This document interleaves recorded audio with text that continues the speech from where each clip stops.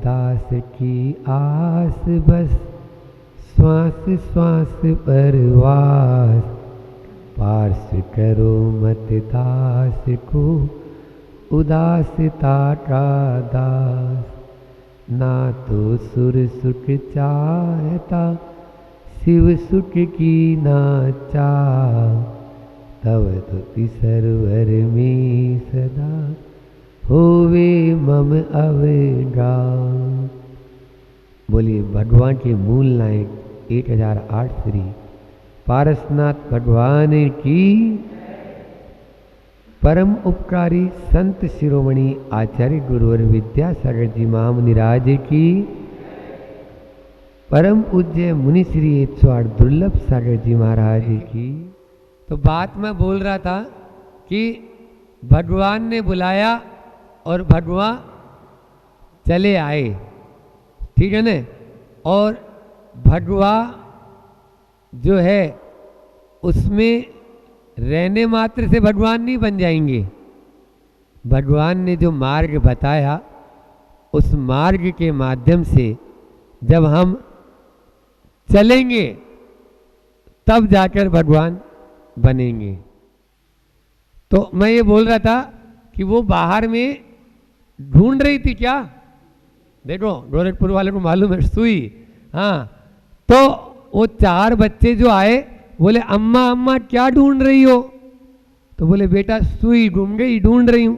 बोले सुई यहाँ क्या कर रही थी? बोले नहीं, मैं कमरे में काम कर रही थी और वहाँ सुई गिर गई थी। तो फिर यहाँ? बोले ऐसा है कमरे में अंधेरा है, तो मैंने सोचा यहाँ उजाला है और रोड की लाइटें भी जल रही इतनी बड़ी बड़ी, तो यहाँ मिल जाएगी। तो बोले अम्मा इन लाइटों में सुई मिलने वाली नहीं, वो कमरे में ही मिलेगी, तो गुमी वहीं पे है। हम लोग क्या करते हैं, बड़ी बड़ी लाइटों के चक्कर में वहाँ ढूंढते रहते हैं कि यहाँ मिल जाएगी, वो वहाँ है ही नहीं। आत्मा जहाँ है वहाँ उसको ढूंढने की कोशिश करेंगे तो वो मिलेगी। ऐसे वैसे बड़े बड़े आप पांडालों में देख लो, बड़े बड़े अच्छे और कोई मॉलों में देख लो, वहाँ आत्मा परमात्मा की बात मिलने वाली नहीं है। अब अपन अपने विषय पर आते हैं। क्यों? क्योंकि अपना समय भी हो रहा है। अभी हम द्रोणगिरी में थे, तो द्रोणगिरी में मन को काबू में कैसे करें। आप लोगों ने टीवी में तो सुना होगा, जिनवाणी चैनल में तो, कि मन के नियंत्रण के उपाय चल रहे हैं। तो मन को काबू में अपन कैसे करें, कैसे अपन अपने मन को अपने बस में करें। हम खुद नहीं कर पा रहे, लेकिन फिर भी तीर्थंकरों ने वो मार्ग बताया है, हमारे भगवंतों ने वो मार्ग बताया है, हमारे ऋषि मुनियों ने वो मार्ग बताया है। और बताने का नहीं, केवल प्रवचन करने का नहीं, केवल बोलने का नहीं, खुद ने आत्मसात किया है और उस पद को पाया है जिस पद को अपन भी पाना चाहते हैं। उस पद को उन्होंने पाया है, उन्होंने मोक्ष को पाया, उन्होंने केवल ज्ञान को पाया, उन्होंने सिद्धि को पाया। आज उसी की चर्चा अपन फिर से करते हैं। अपने उस मन को या अपने विचारों को कंट्रोल में करने के लिए हमें सबसे ज़्यादा है, एक शब्द आता है चिंता। क्या शब्द है? हम सुबह से लेकर शाम तक अपने मन में कितनी प्रकार की, किस प्रकार की चिंताएं करते रहते हैं। संत कहते हैं चिंता करने से कुछ नहीं होगा, चिंतन करने से होगा। चिंता तो चिता से भी ज्यादा खतरनाक है। चिता मुर्दे को जलाती है और चिंता जिंदे को जलाती है। चिता मुर्दे को जलाती है और चिंता जिंदे को जलाती है। इसलिए चिंता करने की जरूरत नहीं है। और हमारे ऋषि मुनि कह के गए हैं कि यह जो चिंता है ना, यह चिंता की जो राह है, ये हमारे लिए कांटों की राह बन जाती है, ये हमारे लिए दाव बन जाती है, ये हमें जला देती है, काट कर देती है। न भोजन करने का मन करता है, न किसी से बात करने का मन करता है, न प्रभु की भक्ति करने का मन करता है। और आज की तो स्थिति ऐसी हो चुकी है इस वर्तमान काल में कि व्यक्ति जन्म से लेता है तो चिंता ही लेकर उत्पन्न होता है, चिंता ही लेकर उत्पन्न होता है ना। यदि वो थोड़ा सा बड़ा हो गया है, अब मुझे पढ़ना है, पढ़ने की चिंता सताती है। पढ़ लिख कर मुझे अच्छी नौकरी मिल जाए, नौकर बनना चाहते हैं सब, अच्छे अच्छे गांव वाले भी अब तो नौकर बनाना चाह रहे हैं, सेठ साहूकार कोई नहीं बनाना चाहता। तो नौकरी मिल जाए इसकी चिंता होती है, जॉब मिल गई, नौकरी मिल गई, अब अच्छा पैकेज मिले, अभी तो मेरा पैकेज कम है और ऊंची स्थान पर जाऊं, इसकी चिंता करता है। जब ये हो जाता है इसके बाद में अब शादी ब्याह की चिंता हो जाती है, कोई लड़की मिल जाए, शादी ब्याह हो गया, अब बच्चा हो जाए, उसकी चिंता होती है, बच्चा हो गया उसको परवरिश करें, वो बड़ा होए, उसका लालन पालन होए, जन्म से लेकर मरण तक आदमी चिंतित ही रहता है। उन चिंता से वह छुटकारा नहीं पा पाता है। 4 बातें करते हैं, 4 सूत्र देता हूं, समय अपने पास कम है, आप लोगों के पास तो है ही नहीं, क्यों, और हमारे पास और भी कम है, सबके पास ही कम रहता है, लेकिन उस समय का सदुपयोग करना है। कम समय में भी अच्छी बात कर लेंगे या ज़्यादा माल मिल जाएगा तो अच्छा है, ज़्यादा समय में भी खूब बात करें तो कोई मतलब नहीं है। तो यहाँ पर वो 4 बातें हैं कि आपको चिंता होने की जरूरत नहीं है, जीवन में प्रयास करो, परेशान मत हो। पहला सूत्र क्या दिया मैंने आज, चिंता छोड़ने के लिए प्रयास करें, परेशान होना, प्रयास करना मेरा काम है, परेशान होना मेरा काम नहीं है। मैं पुरुषार्थ पूरा करूंगा, पुरुषार्थ करने में कोई कमी नहीं छोड़ूंगा, लेकिन फिर भी परिणाम मेरे अनुकूल नहीं आए। सुन रहे हो बच्चों, पढ़ने वाले बच्चों भी सुन लो, और जो दुकान जिनकी चल नहीं रही है वो भी सुन लो, और जिनकी दुकान बहुत ज़्यादा चल रही है वो भी सुन लो, ठीक है। प्रयास हम सब करेंगे लेकिन परेशान नहीं होंगे। ये पहली चिंता छोड़ने के लिए आज अपन को सूत्र अपनाना है। उसके बाद में दूसरा सूत्र है सतर्क रहो, सतर्क रहो, शंका मत करो, सतर्क रहो, शंका मत करो।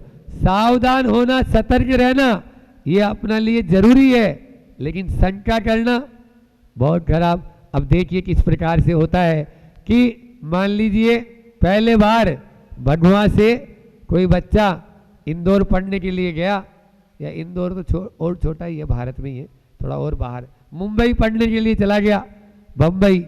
अब बम्बई पढ़ने के लिए गया, अब यहाँ पर माँ सोच रही है अरे पहले बार गया है, क्या हो रहा होगा, कैसे खा रहा होगा, कैसे पी रहा होगा, हैं, वहाँ पर गाड़ी लेके गया है, और मतलब वहाँ गाड़ी चलाता है तो कैसे चलाता होगा, ऐसे फ्लाइट में पहले बार बैठ के गया है तो अब फ्लाइट में बैठा है, ये नहीं सोचेगा मेरा बेटा इतना योग्य हो गया है कि आज फ्लाइट में बैठ के मुंबई गया है, लेकिन वो शंका करेगी, शंका करेगा। तो इसलिए हमें सतर्क और सावधान होने के लिए तो कहा गया है आचार्यों ने, लेकिन शंका करने के लिए नहीं कहा।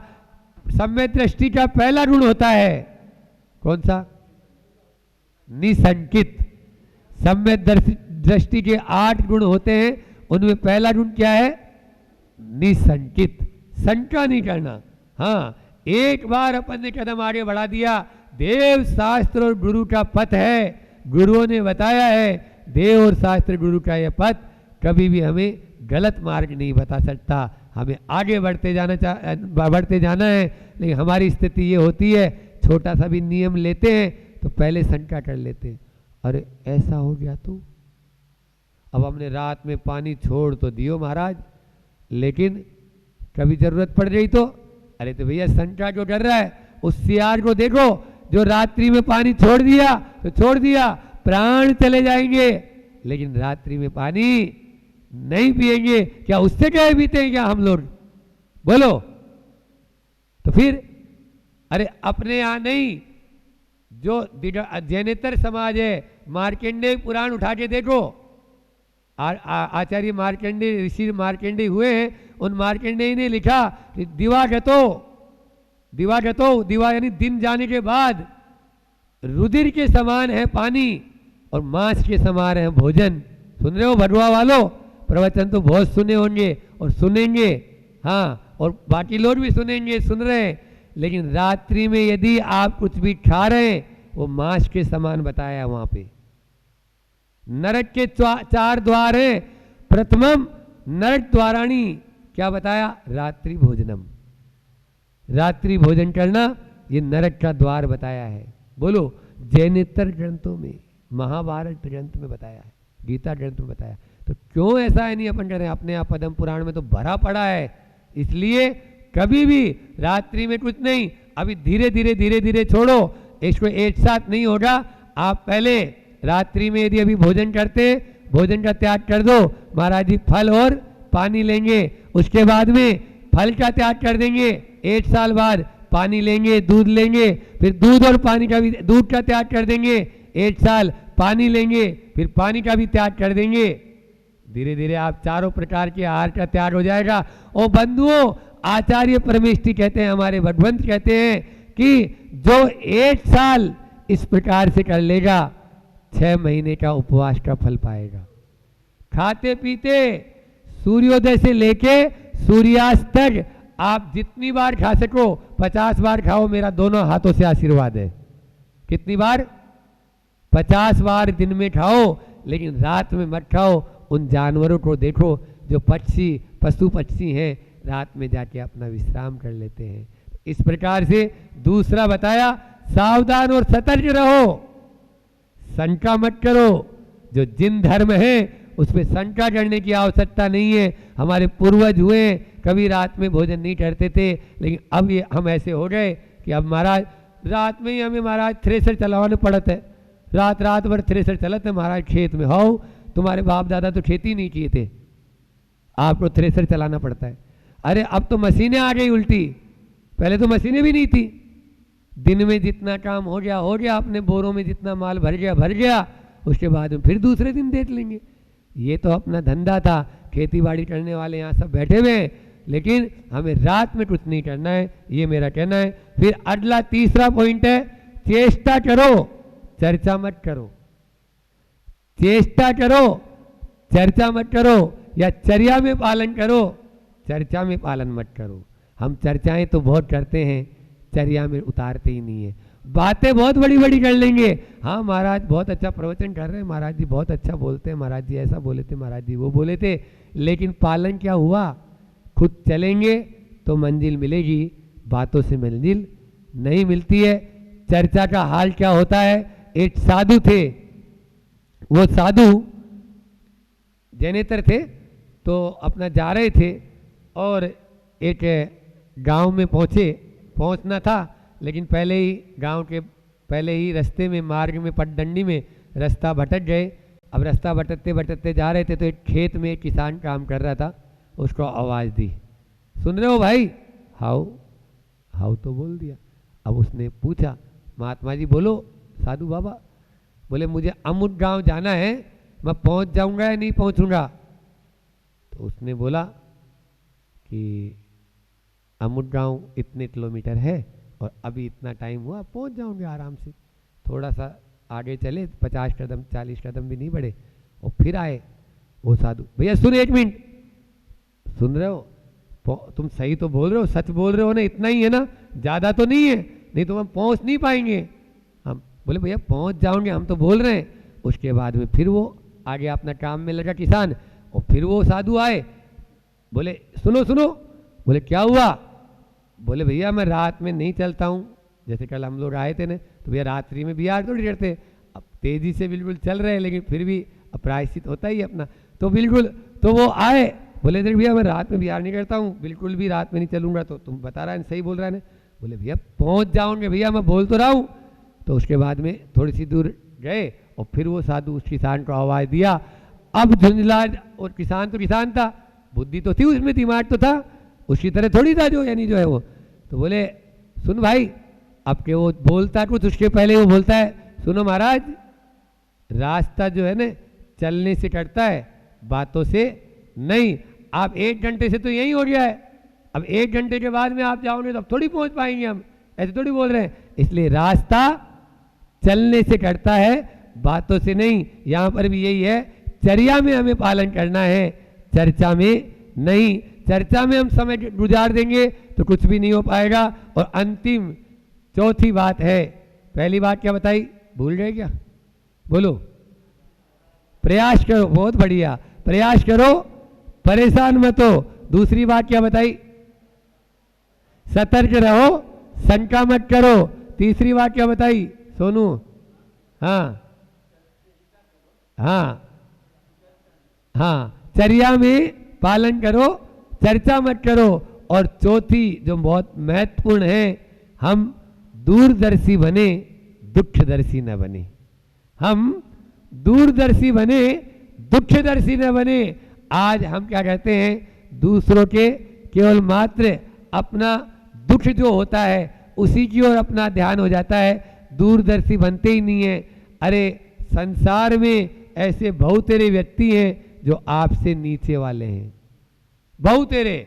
मतलब ये समझ लो 95% पॉपुलेशन समझ लो आप। तो 95% किसको बोलता हूँ?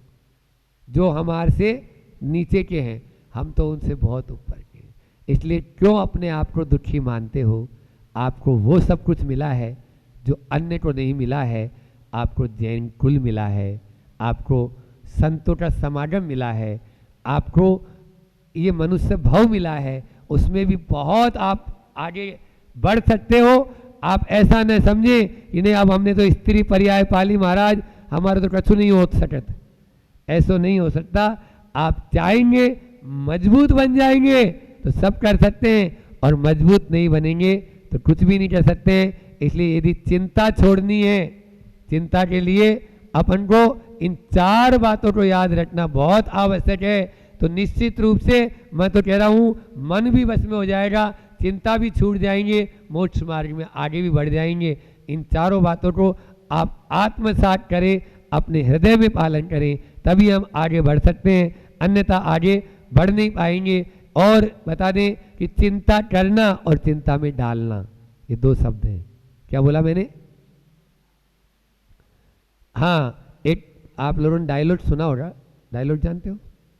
आजकल पिक्चरों में भी होते हैं डायलॉग, तो हमारे मुझ से भी सुन लो कि टेंशन देने का भी नहीं और टेंशन लेने का भी नहीं।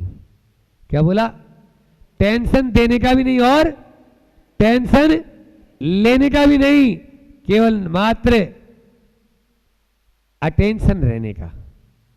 क्या बोला? अटेंशन रहने का, जागरूक रहने का।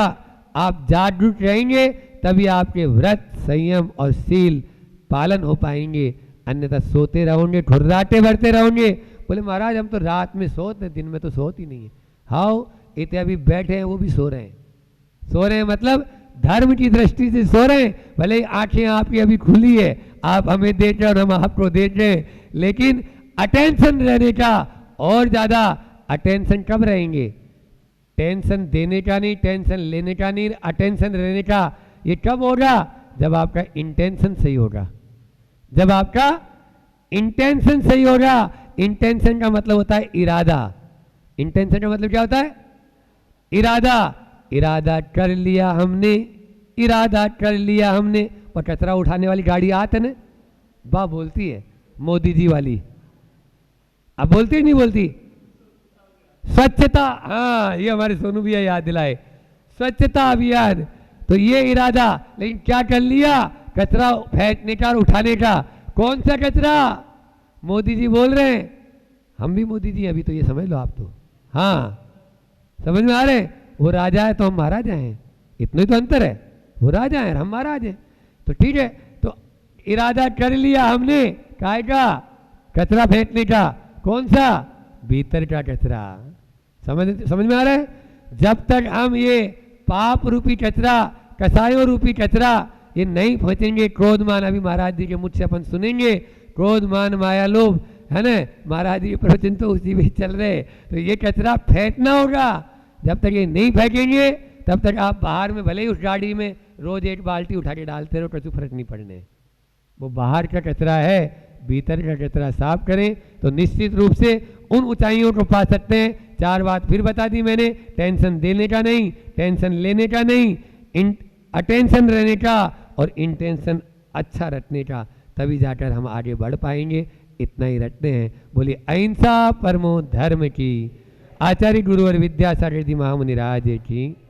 आत्म के अहित विषय कषाय, और इस विषय कषाय पर चर्चा चलते हुए मान अभिमान पर अपना वक्तव्य चल रहा है और कल 14वां प्रवचन इस मान पर हुआ था। कल के विषय को अपन रिपीट कर लेते हैं। हालांकि भगवा में आए हैं, पहले भी एक बार आए थे, पूज्य बड़े महाराज योग सागर जी महाराज जी के साथ हम आए थे उस वक्त, तब पूरी वंदना करने का अवसर प्राप्त हुआ था। पुनः उस समय भावना भाई थी कि पुनः दर्शन हो, पुनः दर्शन हो, तो पुनः आज दर्शन हो गए भगवा में। और भगवा, जैसे कल मंत्री जी हमसे कह रहे थे कि जो भगवा है वो भगवा के लोग बहुत सीधे हैं, तो देख भी रहे हैं हम वास्तविकता में भगवान की, जो भगवा मतलब जो भगवान की भक्ति करने वाले होते हैं भगवाधारी, उनको भगवाधारी कहते हैं, कि जो भगवान के भक्त होते हैं उनको भगवा बोलते हैं। तो भगवा जो लोग होते हैं वो कैसे होते हैं, भोले होते हैं। और लगा यहाँ आकर कि यहाँ के लोग हैं तो भोले, चंट नहीं है, जैसे शहरों के होते हैं वैसे नहीं, सीधे साधे भोले भाले प्राणी हैं। महाराज जी को बहुत मेहनत करना पड़ रही है, ऐसा कर लो ऐसा कर लो, हम देख रहे हैं बहुत मेहनत करना पड़ रही है, लेकिन महाराज जी कर रहे हैं, गुस्सा नहीं आ रहा, मतलब बहुत सहजता सरलता से कर रहे हैं। आप लोगों का पूरा सहयोग बहुत अच्छी बात है, सीख जाएंगे धीरे धीरे, ऐसी हमारी भावना है। सानिध्य नहीं मिला है इसलिए इतनी जागरूकता नहीं है, पर भाव बहुत अच्छे हैं आप लोगों के, अंतरंग से परिणाम बहुत अच्छे हैं। तो मान पर चर्चा चल रही थी और मान पर हमने कल उदाहरण दिया था बर्फ़ का। बर्फ़ के उदाहरण से हमने प्रारंभ करी थी बात, और इसमें एक बहुत मुख्य बात बोली थी, वो जो पानी है वो बर्फ़ वो बोल रहा था कि जिसका भूतकाल और जिसका भविष्यकाल दोनों ही कमज़ोर हो तो मैं अभिमान क्यों करूं, क्योंकि बर्फ़ को आप तोड़ते भी हो, बर्फ़ को आप फेंकते भी हो, लेकिन वो कभी गर्म होता है नहीं होता है। तो उसने यही कहा था कि मेरा जो भूत है वो भी और जो मेरा भविष्य है वो मुझे मालूम है अंधकार में है, तो मैं क्यों अभिमान करूं। और उस अभिमान की चर्चा करते हुए 8 मद हमारे आगम में कहे गए हैं, 8 मदों पर चर्चा करी थी कि जाति का मत, हम लोग अपनी जाति का मत करते हैं, वो तो चर्चा हो गई एक लाइन में, उनको अपन कर लेते हैं ताकि 3 मत रह गए, 5 मत कल हो चुके थे। हमें जाति का मत नहीं करना, हम खूब जाति का मत कर रहे हैं। जाति का मत करो कि मैं जैन हूँ, मैं अरिहंत भगवान का भक्त हूँ, लेकिन सबके बीच में अपने आप को कॉलर को ऊपर करके मैं जैन हूँ, वो जाति का मत है। वो जाति का मत कभी भी आपका चला जाएगा। अगर मान लो आपकी कोई लड़की है वो अदर समाज में चली जाती है, आपका लड़का है किसी और लड़की को ले आता है, तो कहाँ चले जाएगा वो उच्च जाति का आपका गर्व, चला जाएगा। इसलिए उच्च जाति के गर्व में इस विषय में बात करी थी। फिर बात करी थी अपन ने काय की बात करी थी, फिर करी थी धन की। है आज धन, कोई भरोसा नहीं, हाथ का मेले कल चला जाएगा। बड़े बड़े राजा भी रंक बन गए हैं, तो भरोसा मत करना इस धन का। चंचला लक्ष्मी, इस पे अपन ने धन पे चर्चा करी थी। फिर तीसरे पे अपन ने चर्चा करी थी उच्च कुल पर। आप बार बार कहते हैं उच्च कुल के, उच्च कुल के, कुल मतलब आचरण, आचरण को उच्च कुल बोलते हैं। आप अपना अभिमान मत करो, गर्व करो कि हम बहुत अच्छे आचरण वाले हैं, हम पूजन करते हैं, हम सामायिक करते हैं, लेकिन उसको सबके बीच में मत बताओ, क्योंकि उच्च कुल कब आपका हो जाए खराब पता नहीं पड़ेगा। कब आपका वो जो बच्चा है वो शराब पीने लग जाए, कब वो जुआ खेलने लग जाए, कब वो वैश्यागामी बन जाए। इसलिए गर्व मत करना, वो गर्व कब चला जाएगा पता नहीं चलेगा, अन्यथा आप बाद में पछताएंगे। फिर उसके बाद थी ऐश्वर्य की बात, तो ऐश्वर्य के लिए अनेक उदाहरण दिए थे। मुख्यतः से इतना ले लें कि आज आप अध्यक्ष हैं, आज आप विधायक हैं, आज आप कुछ बड़े पद पर हैं, लेकिन आज हैं वो कब तक का रहेगा, कोई भरोसा नहीं कब आपका वो पद चले जाए। उस ऐश्वर्य पर गर्व नहीं करना, नहीं तो फिर आप बाद में पछताएंगे। और बल के लिए अंतिम बात बल पे करी थी और 3 रह गए थे, तो बल के लिए हमने कल बहुत अच्छा उदाहरण दिया था गामा पहलवान का। जो गामा पहलवान है जिसने ना तो भारत ही नहीं बल्कि पूरे विश्व में आज तक कभी किसी से हारा नहीं वो व्यक्ति, लेकिन उस बल का अंतिम समय में उसकी जो मौत हुई थी वो ऐसी हुई थी कि अपनी मक्खी भी नहीं उड़ा पा रहा था वो, और बल का मद उसका वहीं रह गया था। तो ये जो आपके पास ताकत है, इसका आप अगर मद कर रहे हैं तो ये ध्यान रखना, ये बल आखिर तक आपके साथ नहीं जाएगा। आज नहीं तो कल आपका भी बुढ़ापा आना है, और बुढ़ापे में आपको भी शिथिल होना है। यहाँ तक की बात हो गई थी, 3 मद रह गए थे, रूप का मत, तप का मत और ज्ञान का मत। अपन रूप के मत पे चर्चा करते हैं, तो रूप का मत क्या कहलाता है? ये जो आपकी सुंदरता है ये रूप का मद कहलाती है। ये रूप कब तक रहेगा, कहाँ तक रहेगा, आपने विचार किया? जिस रूप के पीछे हम भाग रहे हैं, जिस रूप के को हम सवार रहे हैं, जिस रूप के पीछे हम अपने आप को सबके बीच में प्रस्तुत कर रहे हैं, ये रूप ध्यान रखना हमेशा शाश्वत नहीं है, ये भी समाप्त हो जाएगा। क्या भरोसा, कोई सी बीमारी हो गई तो क्या, कोई सा दाग हो गया तो क्या, कोई सी और तकलीफ हो गई तो क्या। इसलिए इस रूप के मत को मत करना। अगर हम प्राचीन ग्रंथों को उठा के देखते हैं तो जो रावण थे, रावण की सैकड़ों रानियां थी, आपने ग्रंथों में पढ़ा था, उसमें सबसे सुंदर थी मंदोदरी, पटरानी थी मंदोदरी, इतनी सुंदर थी, वो उसको गर्व था अपनी सुंदरता पे। लेकिन देखो रावण सीता पे मोहित हुआ, उसकी सुंदरता का वो जो गर्व है चकनाचूर हो गया, चकनाचूर हो गया उसकी सुंदरता का गर्व। ध्यान रखो, ये रूप मिला है, पुण्य से मिला है। पूर्व भाव में आपने कोई अच्छा पुण्य किया था, तब आपको इतना सुंदर रूप, इतना सुंदर रंग, इतने सब कुछ मिला है। अगर आप उस पर गर्व करोगे तो ध्यान रखना आने वाले समय में वो विभत्स चेहरा मिलेगा, वो चेहरा जिसको कोई देखना पसंद नहीं करेगा, ऐसा आपका स्वरूप मिलेगा। अगर सच्चा स्वरूप चाहते हो तो उस रूप पर गर्व मत करो, आपको गर्व करना है तो आप अपनी आत्मा पे गर्व करो, उसको पहचानो, उसमें सार्थकता है, अन्यथा आपको बाद में पछताना ही पड़ेगा। फिर बात है तप की। आपको शरीर मिला है, आपको पुण्य से उस शरीर का आप सदुपयोग कर रहे हो और तप कर रहे हो, उपवास कर रहे हो आप लोग, और भी अन्य अनेक प्रकार के तप होते हैं, उन तपों को अंगीकार कर रहे हो। शरीर है तो कर रहे हो क्योंकि सामर्थ्य है आपके पास, लेकिन उसका मद मत करना कि हम उपास 3 उपास करते हैं, हम 10 उपास करते हैं, हम अष्टानी का करते हैं। अगर ये मद करोगे तो ध्यान रखना आज तो सहनन है, आज तो इतनी आपकी शक्ति है, कल को वो शक्ति भी चली जाएगी। एक बहुत अच्छी बात याद आ गई मेरे को, बहुत पुरानी घटना है। मैं ब्रह्मचारी था, सुनना बहुत ध्यान से। मैं ब्रह्मचर्य अवस्था में था और अमरकंटक की वो बात है कि आचार्य भगवंत हमेशा अपने शिष्यों को उत्कृष्टचर्या का उद्बोधन देते हैं। उनके भाव ये होते हैं कि शरीर मिला है तो उसका उपयोग करो और उत्कृष्टचर्या का पालन करो, जितना हो सकता है उतना पालन करो, कर सकते हैं तो पीछे मत हटो, शक्तितः त्याग। और उद्बोधन के माध्यम से एक बार आचार्य भगवान ने चटाई के विषय में, चटाई होती है, आगे में कोई विरोध नहीं है चटाई का, शरीर की क्षमता हो तो ठीक, नहीं तो तृण आदि मिलता है। तो अब उसका आचार्य श्री ने बहुत अच्छे से उद्बोधन दिया। बहुत से महाराजों ने उस चटाई को छोड़ भी दी कि चटाई को नहीं लेना। पहले प्राय सभी लेते थे, अब तो संघ में प्राय ना के बराबर, अब तो दीक्षा ही तब होती है जब वो छोड़ा जाए, तब दीक्षा होती है। तो अब वो चटाई का उपदेश दे रहे थे। एक साधु थे, शरीर की क्षमता है, वो नहीं त्याग कर पा रहे थे, तो मैं वहीं बैठा था, ब्रह्मचारी था, उस नाम नहीं बताऊंगा क्योंकि नाम बताना ठीक नहीं किसी का भी। मैं देख रहा था, उन महाराज जी ने बहुत गलत लैंग्वेज में बोला, इससे तो आप कपड़े ही पहन लो, जब आचार्य जी इतना समझा रहे तो छोड़ नहीं सकते हैं। और अच्छे से नहीं बोला, मतलब देखो हमने 1 मिनट में छोड़ दिया, हमने 1 मिनट में त्याग कर दिया, ऐसा बनो, अपनी धारणा बदलो। अब वो अकेले में बहुत कुंठित तो हुए वो साधु, उन्होंने सोचा क्या कर सकता हूँ, मेरी शरीर का सहन नहीं, मुझसे ठंड सहन नहीं होती है, अब मैं कैसे छोड़ूँ। वो अपने आप में हतोत्साहित तो हुए। जिन्होंने इतने दमदारी के साथ बोला था, 3 या 4 महीने अमरकंटक के बाद की बिहार है, उनको अस्वस्थता आई, रोग लगा, मलेरिया हुआ, टाइफाइड बिगड़ा, निमोनिया बिगड़ा। अभी वो महाराज तो 1 चटाई लेते थे, 3-3 चटाई लेना पड़ी उनको। कितनी? 3-3 चटाई लेना पड़ी उन साधु को। तो मैंने यही कहा कि मैंने मन में सोचा, मैं तो ब्रह्मचारी था, मैंने मन में सोचा कि भैया कभी त्याग करूंगा तो कभी गर्व नहीं करूंगा। ये उस वक्त महाराज जी ने इतने अभिमान में बोला था, आज उनका अभिमान चकनाचूर हो गया है।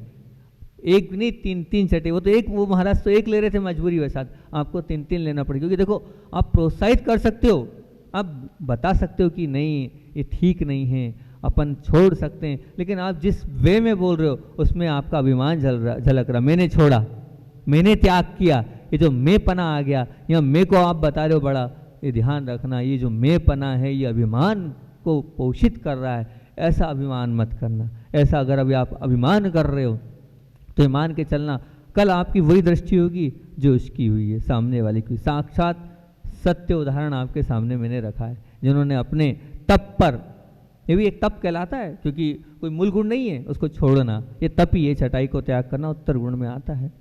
लेने के लिए कोई निषेध नहीं, लेकिन उन्होंने वो तप किया और लेकिन तप का अभिमान किया।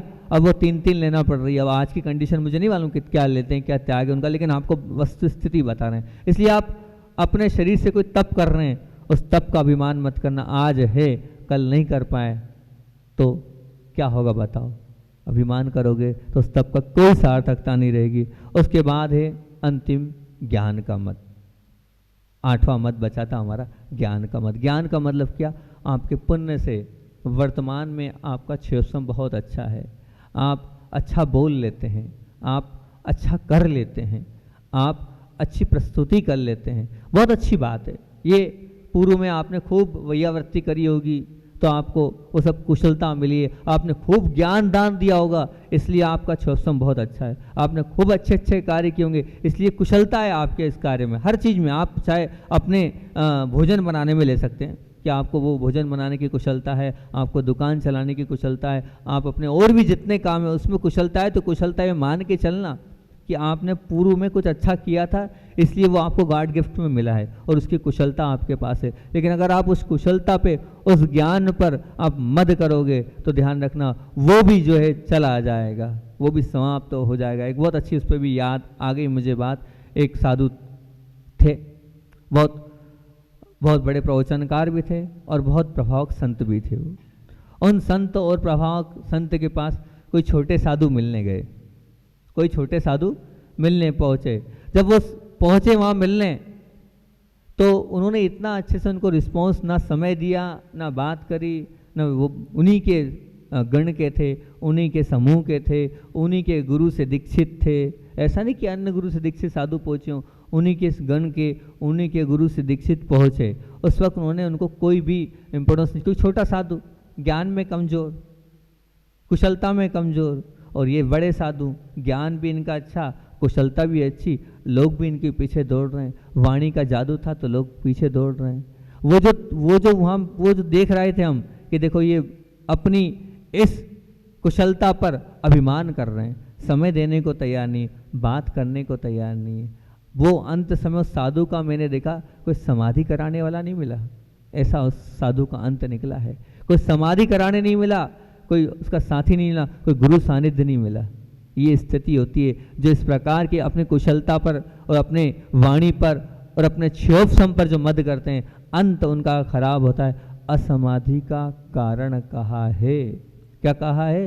असमाधि का कारण, असमाधि तक हो जाती है। ये ध्यान रखना। आप अगर अपने ज्ञान पर मद करोगे, अपनी कुशलता पे मत करोगे तो वो आपकी असमाधि होगी। अंत समय में आप वो भी नहीं कर पाओगे जो करने योग्य है। क्योंकि आचार्य भगवान हमेशा बोलते हैं कि मंदिर बन गया और मंदिर बनने के बाद महत्ता किसकी होगी?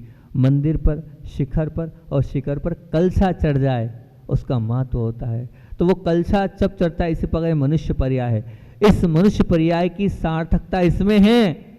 जिंदगी भर धर्म किया हमने, लेकिन वो जिंदगी भर धर्म का अगर सार्थकता आप प्राप्त करना चाहते हैं, अंत समय आपका भला हो जाए तो अंत भला सो सब भला हो जाएगा। अंत जब भला होगा जब आपके अंदर से कभी अभिमान निकलेगा, वो मान जो आपके अंदर बैठा हुआ निकलेगा। तो ध्यान रखना, कभी ज्ञान का अभिमान मत करना। जिनने ज्ञान का अभिमान किया है उनका अंत बुरा हुआ है। अगर आप अपना अंत सुधारना चाहते हो तो कभी ज्ञान का मद मत करना। जो तुम्हें गॉड गिफ्ट में कुशलता मिली है उस कुशलता का मत करना, उसका अभिमान मत करना, अन्यथा अंत आपका बुरा हो जाएगा। और अंत बुरा होगा, सब कुछ बुरा हो गया, जिंदगी भर का कमाया सब चला जाएगा। ऐसे 8 मद थे। कल बर्फ़ की चर्चा करी थी, हम और आगे बढ़ते हैं आज, क्योंकि अलग अलग चीज़ों को लेकर चिंतन किया है। आज एक और वस्तु को लेकर चलते हैं और उसकी चर्चा करते हैं। एक विशेष वृक्ष है, एक विशेष लकड़ी है, वो क्या कहती है उसके विषय में अपन चर्चा करते हैं। खोलेंगे उसको, आगे क्या है खोल बताएंगे आपको। कमल कीचड़ से अलिप्त रह सकता है कि नहीं बताओ? कीचड़ में रहता है कौन? कमल। लेकिन वो कमल जो है वो कीचड़ से अलिप्त है, लिप्त नहीं है। कीचड़ उसमें लग नहीं रहा है और कीचड़ उसमें समाहित नहीं हो रहा है। मतलब कमल कीचड़ में रहकर भी उस कीचड़ से अलिप्त है। वो गुलाब है कहाँ है? बोले कांटों के बीच में है। वो मुलायम है, सुंदर है, उसके बाद भी कांटे उसका कुछ बिगाड़ पा रहे हैं? कुछ नहीं बिगाड़ पाए। मतलब कांटों के बीच में रहकर भी गुलाब सुरक्षित है और सुंदरता उसकी विद्यमान है। ये उसकी एक अपनी खुद की स्वयं की क्षमता हैगी। इसी प्रकार यहाँ पर एक आपने देखा होगा कि आपके घरों में जो फर्नीचर बने हैं, आपके घरों में जो दरवाजे लगे हैं, आपके मंदिरों में जो बड़े बड़े दरवाजे लगे हैं, वो काय के लगे हैं? वो सागवान के लगे हैं। और सागवान भी इसी प्रकार कह रही है, क्या कह रही है कि चाहे कितना भी पानी हो, मैं पानी से प्रभावित नहीं होती हूँ, चाहे कितना भी मौसम किसी प्रकार का भी हो, लेकिन मैं दीमक से प्रभावित नहीं होती। दीमक मतलब क्या? दीमक उसको बोलते हैं, दीमक का तात्पर्य ये है कि जहाँ दीमक लग जाती है ना, दीमक लगने के बाद उस पूरी लकड़ी को समाप्त कर देती, इसको कहते हैं दीमक। दीमक एक छोटा सा जीव होता है जो अगर लग गया तो समझना वो पूरी लकड़ी समाप्त हो जाती है, सब कुछ बर्बाद हो जाता है। ऐसे ही वो लकड़ी कह रही है कि मैं उस भारी वातावरण से बची हुई हूँ, मैं उस दीमक से बची हूँ। लेकिन ये मानव क्या, लकड़ी क्या करी? सागवान है मानव, तुम्हारे जीवन में यदि किसी एक दोष से बचना है, मैं दीमक से बची हूँ, और अगर तुम्हें बचना है तो तुम्हारे मनुष्य पर्याय का सबसे बड़ा दोष कौन सा है? दीमक कौन सी है जो समाप्त करती है मनुष्य को? वो है अभिमान, वो है अहंकार। क्या है?